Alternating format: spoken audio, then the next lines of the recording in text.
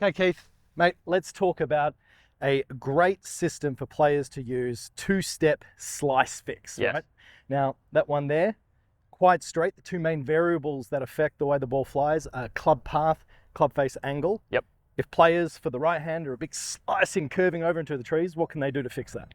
So this is one of my favorite drills that I use for so many people because it incorporates two things that are really important.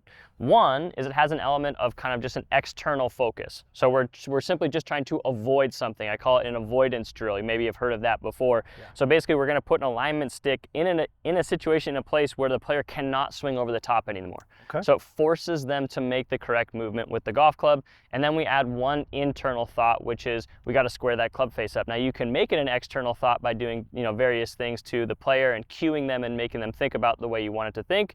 But yes, we have to influence the face and the path because that's the physics of what makes the ball fly. Yeah. So starting with the path, a lot of people start with the face, but I've started with the path with this particular drill and had a lot of success, and we can get right into the setup. Starting off, just to highlight, let's say, for those players who need a bit of a reminder here about the two main types of paths that there is. Let's call it an out to in and in to out. Yep. If I set up to the golf ball here and swing to the top, can you just direct me down and show the players at home what an out to in or a slicing path would generally look like? Sure.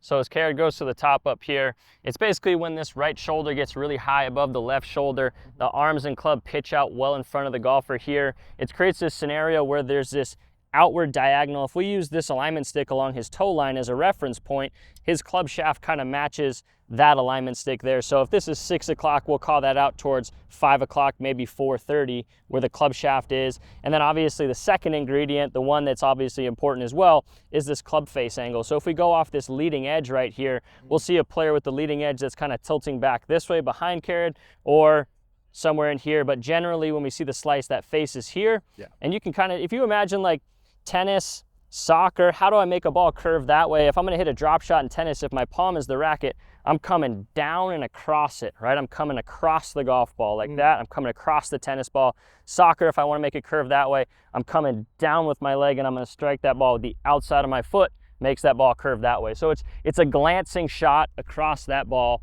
but that path is definitely coming more towards me, and we need to shift that path direction. That's primary. Okay, great. So let's have a look at what this stick is going to do. So basically it's really simple because you can grab an alignment stick from a golf shop or from like Home Depot is where I get these alignment sticks at. And we're just going to take this golf ball, we're going to find our target line here, and then we're going to lay this alignment stick down so that the golf ball is essentially right at the end of our alignment stick. So you can see that there, that's a good distance away. Okay. Then we stand this up. We're going to stab that alignment stick in the ground so it sits at this angle. So you can see from the face on there, that camera's going to be, that alignment stick's going to be sitting at this angle. So now when you stand over that golf ball there. Okay. And the height of this, Keith, as a reference for players, could we use like maybe the middle of the shaft to the end of it, or does that not really matter? Yeah, exactly. I mean, we just don't want it a scenario where it's up here because then you can kind of fool it and get away with it. So again, middle of that club shaft is a great spot to be, something like that. Okay, great. So I think for players at home, the way that they set this up is very important as well, because sometimes they could place this with maybe not so much attention to detail over here and it's on the wrong angle. It's not effective, right? So I love that position of end touching the golf ball, stick it in. Guys, let's get this about halfway up the club shaft is what we're looking for the setup here. Yep, exactly. And just that. So basically it sits kind of right underneath that alignment stick. So when you set up there now, you're going to immediately see that this is impeding your downswing if you come this way with your club shaft at all, right? Yeah. So the whole goal here is to get that club coming through this window into that golf ball. Yeah. Right. Okay. And that's our primary goal. So going for a training plan for the guys at home, we don't want them chucking a ball down, rushing full swing straight away, right? What would you recommend? So practice swings at first always, and slowly. So we move that golf ball out of the way, and then we're going to have you make a swing up to the top of your backswing, and just really emphasizing that club's coming into where the ball would be from that direction. And as we said, the shaft, if you pause down here at parallel, the shaft may be pointing for us right-handed golfers back towards 6:30, 7 o'clock. We want to avoid a situation where it's out here towards 4:30, 5 o'clock. So this is not going to let you swing out here, otherwise you'll hit it. So we come down more from here, and then you're going to swing basically through to your follow-through. And if your follow-through direction changes as a result, where your hands and club end up, don't worry about that so much. Yeah, great awareness there. Now, there's a reason, guys, that we're starting off with an iron here.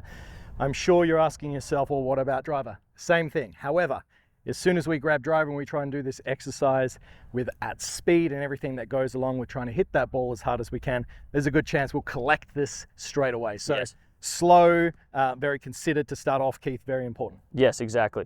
So what I typically see when I get people to shift path is I don't talk about face angle quite yet, because I don't introduce too many variables to somebody right away. Because the more we get into the mind, the more you're going to focus on one versus the other, and then both are going to get a little bit cloudy.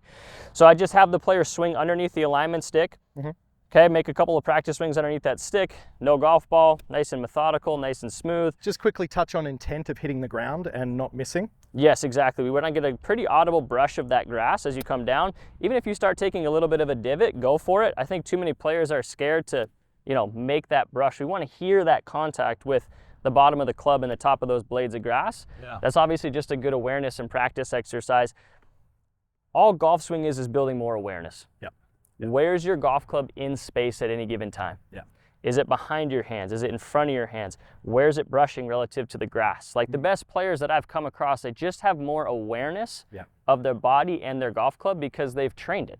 Yeah. And some have the innate ability, but we can also train awareness by brushing the grass 10 times in a row before we ever introduce a golf ball. So stuff like that really helps. I always advise players when I'm working with them online to do 5 practice swings, 5 rehearsals of the drill and exercise, and then 1 golf swing where they're not thinking about anything except their target external focus. So good. Yep. 5 real process orientated, feeling slow, Yep. around about getting some awareness of what that club's doing, how much it is missing the stick, and then 1 normal shot to pretty much clear the system, reset, and go through it again. And you'll begin to see that with that little protocol can start to change your subconscious golf swing quite a lot. Absolutely. Yeah, absolutely. So we've got the path component now, right? Now you're a good player, so your face is not open in the downswing. You could make it open the downswing, right, on purpose because you have good awareness of your face angle. So give me one here where you swing underneath the stick, but let's say you leave that face open. I know you know how to do that. Okay. Perfect. You left the face open quite a bit, which is an excellent way to do it. So we missed the alignment stick. So we know the path was in a good spot, right? We didn't crash into the alignment stick. Obviously now that ball took off to the right and didn't have much pop or compression behind it. That's because the face was open. And this is exactly what I see with players when I introduce this drill. We get the path moving right, we'll confirm it on a launch monitor, ball still goes to the right. Yeah. But I'll have them do that quite a few times, Sure. because again, I don't want to introduce too many things. Yeah. But for the sake of the video, we'll talk about that club face angle. So go up to the top of your backswing now. Let's assume that we've got that club path moving underneath the alignment stick. So as you pump that club down to kind of club shaft parallel, again, we're looking for that shaft to be a little bit inward diagonal relative to this alignment stick here. Yeah. We're going to, again, pay attention to the leading edge of that golf club, which is that bottom edge. We want to just be aware that that face is not in this bent backwards orientation. You can see his wrist start to really extend or cup here. The logo of that glove is facing more up towards the sky. So at some point, and every player experiences a little bit differently, but at some point in the downswing, this lead wrist has to go into this bowed or flex condition. The toe of that golf club has to start to tilt down towards the ground, and the face has to start looking down towards that golf ball. Now, the thing I have to impress upon players so often is the downswing happens so fast. 0.25 of a second. Yes. You can't really control much of it. Correct. The only real place you can maybe feel some of that downswing is in the very immediate start of the transition. Yeah. So I teach players, we really, in that immediate start, we really have to feel this wrist start to bow, start to flex, like a lot. Yeah. Because if you're not used to it, you're gonna think you're doing it a lot and you're doing it a minuscule amount. Yeah. So you gotta really feel that bow or flex. You gotta try as desperately as you can to get that club face angle pointed more down towards the ground. So as players are doing this, let's say they've grooved in the feel of getting the club working underneath the stick. Yep. Would you say that they're trying to get the logo of the glove pointing more back towards the camera in that first little transition bit? What's a feel that you would have? Yeah, exactly. So if you, let's say you opened up your right palm fully and flattened it against, so I like to say, okay, we're gonna wave back towards the camera back there. That's a right? great one. So if I come down and that palm's up towards the sky here, the face is wide open. We're in trouble. So you're gonna try to wave back towards that camera. That's perfect. Point that palm back there, right? Some players like to feel trail hand, you could feel glove hand, but we gotta get that tilting down. So that palm waving towards the camera is a really good feel that's worked for a lot of players that I've worked with. Yeah. And then we keep that palm rolling forward, so we're gonna like shake hands with the target. So the palm starts to come down, down, down, down, down, and it continues to swerve over. Yeah, I love that. I love that feel. And the good thing about this, as a side note, for the more technically minded players, is that's going to help you keep width as well throughout the swing with that external sort of pressure. And then through the golf ball, once again, this window wiping motion is going to be like perfect for what we're looking for there. Exactly. And once the players, in my experience, once the players can swing underneath this a bunch of times, it's no longer that difficult for them to do it. No. Their subconscious sees this out here and realizes it can't go this way. Yeah. So now they can lend themselves over to how to square the face. Yeah. And we start seeing some really good shots take place as a result. So again, practice slow motion swings, make a nice little methodical downswing for me, get that palm to wave, yep, logo of the glove hand, good, yeah, that good. feels beautiful. That feels really, really good. And players can start to feel like, oh wow, I feel like I can really pinch or compress this golf ball once they feel that hand and face moving in the right way. Yeah. So then we'll throw the ball in here, right underneath that alignment stick. Okay. All right, so I'm going to swing to the top. I always have a bit of a rehearsal as well, guys. Yep. Just try and get a groove on that feeling. Take your time, it's not a race. And then as you get to the top, once again, now I'm feeling a bit of that waving sensation that Keith was talking about. All right, mate, let's put it all together, see if this ball can start to the right and have a little bit of curve to the left. Yeah, perfect little high sort of push draw there. Two-step slice fix here, guys. Yes, you can do this with every single club through your bag, starting with your irons. Let's fix that path first, then the face. Once you build up proficiency, head on to driver. Great information. Keith Bennett. Cheers, man. Yeah. Good.